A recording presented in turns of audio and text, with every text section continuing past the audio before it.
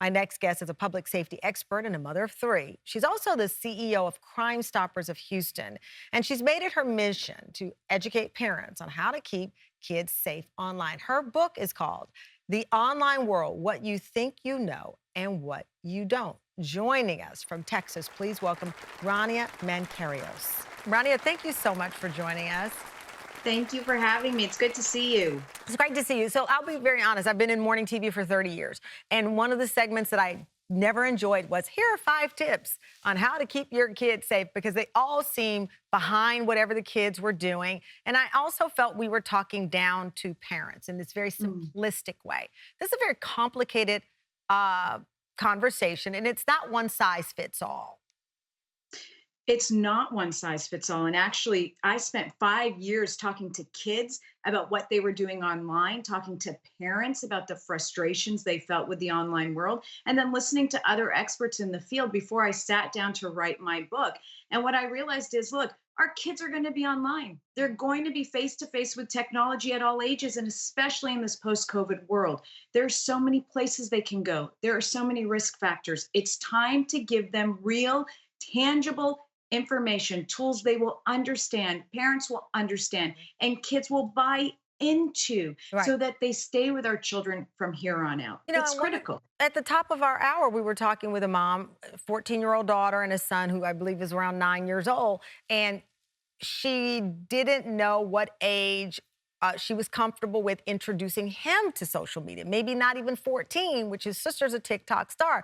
And what I took from that is not to judge, but to say she's looking at her child, not an age. And each child is different. There's not a one size, again, like milestones. Everybody doesn't walk by the age of 2. No, I have a golden rule that I write about also in the book. If it depends on the age of your child, also the maturity of your child, and how your child is able to handle honest conversation. So if you're telling me that you want to give your child a phone, but you don't feel comfortable talking to them about predators or drugs or, sexual material, they may not be mature enough to handle it. Then you're telling me that your child's not mature enough to have a gadget or technology in their hands. Whereas another child, different age or same age, maturity, being able to handle that honest conversation is telling their parent, look, I'm ready to be responsible with the technology. So it's a two-way conversation that parents will develop after looking at their kids and having real conversations. I love the that hardest you thing said for that. me is when parents don't want to do that. I love it. If you can't talk with them about sex, if you can't talk with them about drugs, they're probably not ready for that phone, which is, of course, all of that is right there, even if you put blocks and other things on it. You have these 7 online myths most parents believe. One is that it will never happen to their kid. The other is, I'll keep them safe, keeping them offline. That caught my eye because I had a conversation with a friend recently who took the phone away from her child, thinking this was a punishment, only to learn that the child had gone on Wi-Fi and was still able to activate the email and was communicating with friends.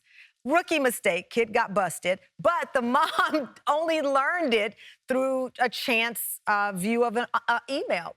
The point of that story is they have ways to get around even when you take the device. My whole thing is parents versus technology versus our kids is not a fair fight. Kids will oftentimes win. So we want to raise this generation, again, with these internal tools based on real understanding and buy-in that will make them say, I know that I'm being given this unbelievable opportunity to engage online, and I want to handle it respectfully and responsibly. I understand that there's an impact today, tomorrow, and into the future. And to do that, you need to give parents tools, because this is a humongous gray space. We need to start putting it together in ways parents understand, and guidance that they, again, can live with today and tomorrow. And, that's why I'm so proud of this, because as you said, I don't want to talk down to parents. I'm a parent of 3 myself. It's already hard enough raising kids in the digital age. I want to just have what I need to know to keep them safe online. You have 4 tools, power tools every parent needs to know. We're going to reveal those after the break. And I want to ask you, when we come back, a lot of parents believe their children deserve online privacy. What you have to say about that next. Do you deserve online privacy at age 10?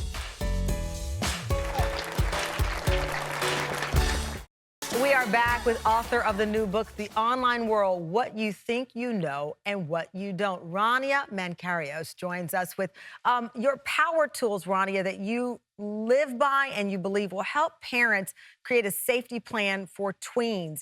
The first thing you say is define your brand. What does that mean?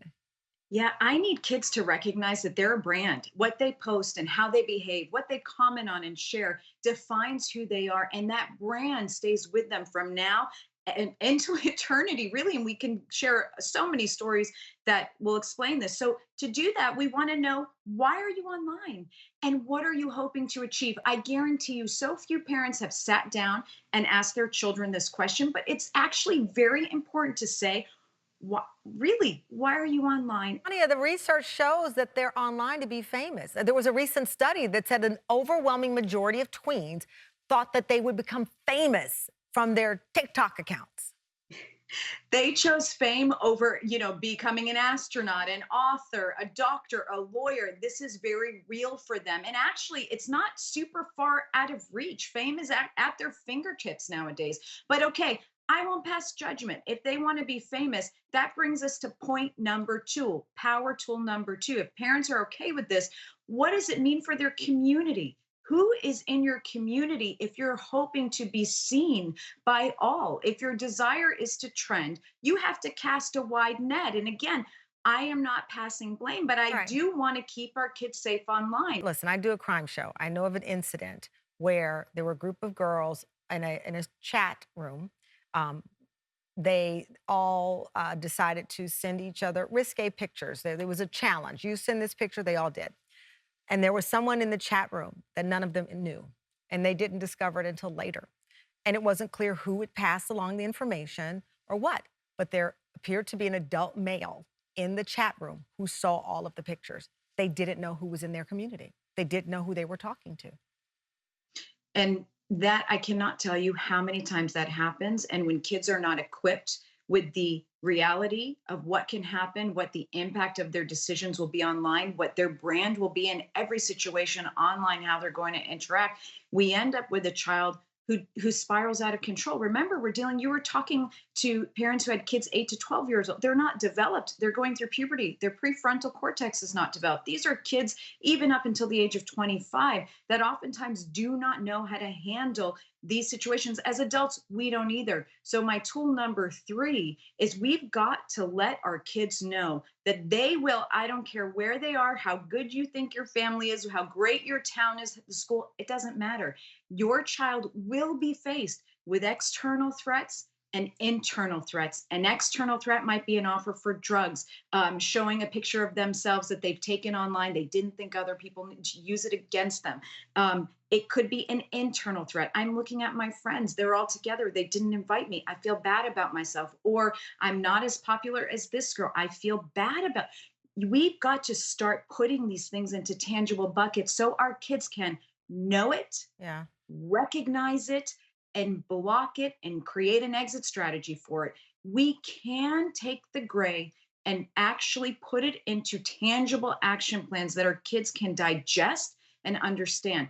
Before I do want to go to this next thing though, because I'm curious about it. Your fourth power tool is post like a celebrity. I Yeah. adore you, Rania, but I don't know if I agree with that. Post like a celebrity? What celebrity? Which one? I'll tell you, I stand up in schools and I say, okay, guys, I want you to post like a celebrity. And all of a sudden the kids like say, okay, now she's talking. And the Right. teachers are like, oh God, I thought she was a public safety expert. Here's my thing. I want every child, every teen, tween, young adult listening to this to think of their most beloved celebrity or influencer and go now, pull their social media feed, these people who post all the time and have teams that help them post. And I want you to tell me exactly where they live. And I guarantee you, you won't be able to tell me that. I want to see, they post their cars. They have the best cars. I want to see their license plate number. I guarantee you, you won't be able to do that. Let's raise our kids to understand that from, again, the inside out. So whether they're 8 or 18 or 28, they're thinking, I'm going to Okay. post like a celebrity. I'm going to Okay. make my Well, safety my number one that post priority. like a celebrity. Dot dot dot in context is what you're saying. Yes. The last thing, since we're talking about tweens, 8 to 12 years old, the conversation over you want your privacy. Are you old enough to have privacy online? Can an 8 to 12-year-old reasonably ask for privacy from their parents online? Absolutely not. And I would argue that even under 18, you cannot expect privacy in the online world. If you want privacy, get a diary like you and I may have had when we were younger. Jot down your notes and hide it under your I bed. didn't have But you privacy do then because my dad found it once and read it. well, but not online. And I'm not one of those experts that say take your kids offline because it's not necessarily realistic. But we must, it's incumbent Yeah. upon us to keep our kids safe in that space. Yeah. I won't check private text messages between my daughters and their best friends. They can have privacy there. But when it's anything online, social media posting, social media chats, websites, online challenges, I have every right to Yeah. be in that space. And I must be in that Okay. space. Thanks, Rania, so much for joining us. Rania's book, again, is The Online World, What You Think You Know and What You Don't.